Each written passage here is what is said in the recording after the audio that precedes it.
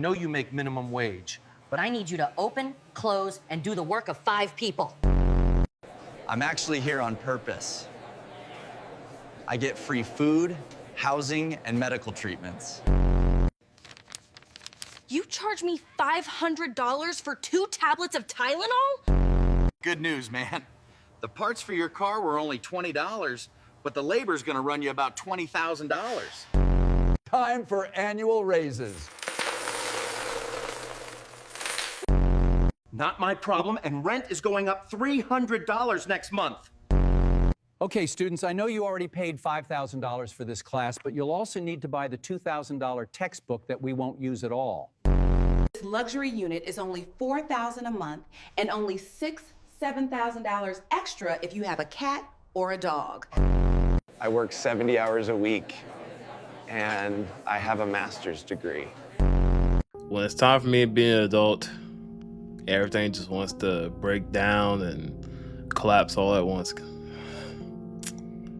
Guys, if you are 18 to 30 years old, then you know exactly what I'm talking about, right? I mean, the American economy is cooked. It is cooked, bro. I mean, now we walk in a grocery store with $100 and we feel great, right? But you'll walk out of there and you only have like 2 bags, and you feel betrayed by this, by so much work you put into the economy, into your job, just to get laid off. You know, I just found this out that so many people that I know have gotten laid off, and it is insane to think about, because it's like you see it on the news, but you never would think that it would happen to like people that like you know, and like that's when it like gets real. Not to mention, rent has become basically a social experiment to see how many people can fit in the one apartment before someone just snaps on one another. People are paying like $2,000 a month on the average while they work a job that pays them $17 an hour. It's insane, man. It's actually unbearable how broke everyone is. Hear me out. I went ahead and got this juice and it's $2.59. Less than 5 years ago, it'd probably been like $1. Not to mention, every single city's rent is extremely high.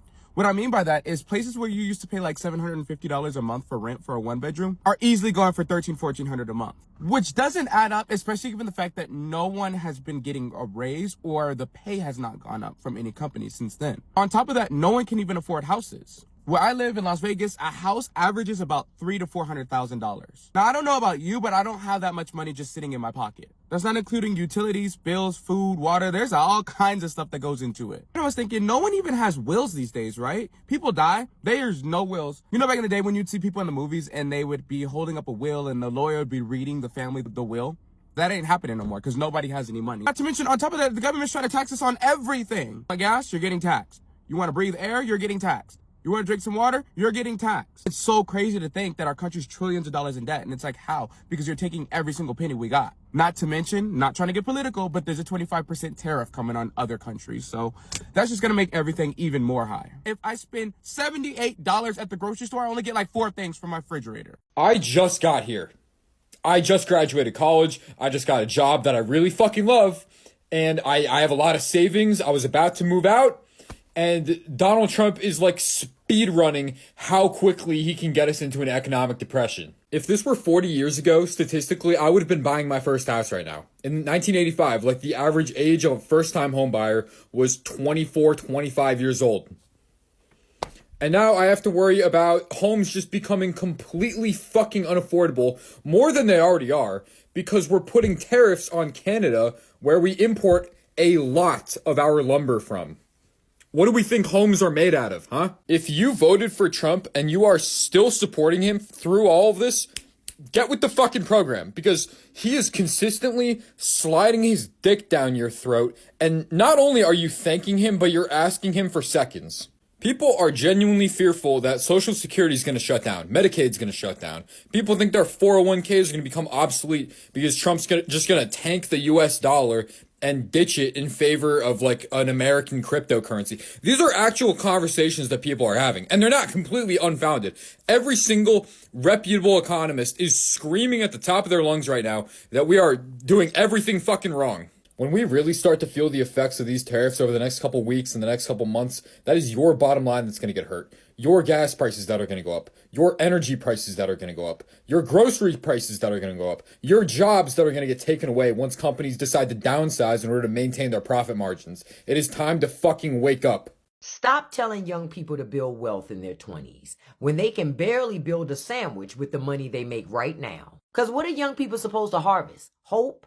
Tears? Vibes? Like what? Because in this economy, the only thing young people can really harvest is anxiety and overdraft fees. You don't believe me? Let's connect the dots.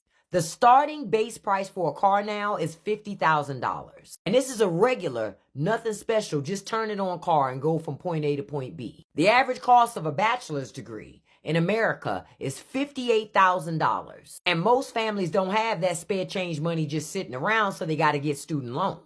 The average student loan debt is sitting around $40,000 a borrower. Now that's a whole vehicle on their back before they even get a job. And even if they don't go to college, they still have to live somewhere. So say average rent is about $1,500 a month. And that's for a broom closet with a window, nothing extravagant. And minimum wage is still $7.25 an hour in America. And that's not a wage, that's a threat. That's like wage cosplay. Because what wealth are young people supposed to harvest at $7.25 an hour? Please do tell. And health insurance, let's not forget if they even have health insurance, which costs more than rent in some cities. You got groceries that jump every week like they're on a trampoline, and your utilities act like they're owed reparations. And you think that most young people can build wealth in their 20s? No, that math ain't mathin'. Stop telling young people to do things that this economy literally will not let them do. We are in a depression right now, but the only reason it's not called that is because the wealthy people are wealthier than they've ever been. It's not a depression for the rich people are doing great. During the Great Depression, the average cost of a home was about $4,900, which today is equivalent to about $90,000. It was around 3 times the average person's wages. Today, in 2026, the average cost of a home is around $410K, which is about 8 times the average person's wages. This is not accidental, this is not just inflation, this is deliberate overpricing by wealthy people so that they could get extra profit into their pocket. And you know what? That's working really well for them, because back in 1985, I think there were only about 9 billionaires in the US, and now there are over 1,000. And we're even on track to have our first trillionaire. Can you imagine such an unfathomable amount of wealth? The thing is, you can't. Just how unimaginable is that? Let's put it this way. If you counted one number per second, it would take you about 31 years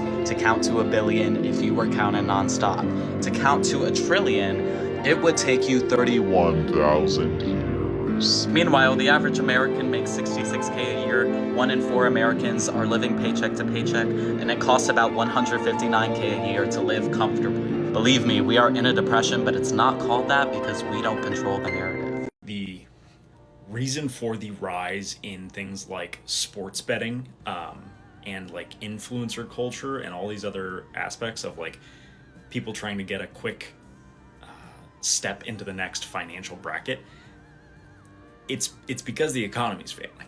Like, it's because people have lost total hope in the ability to slowly rise through the ranks of a corporate job or whatever it might be, with an understanding that you will eventually be able to take care of a family. So people are doing things like gambling or trying to be an influencer or whatever it might be, so that they can potentially have some kind of an economic future beyond forever trying to make it work, like forever living paycheck to paycheck.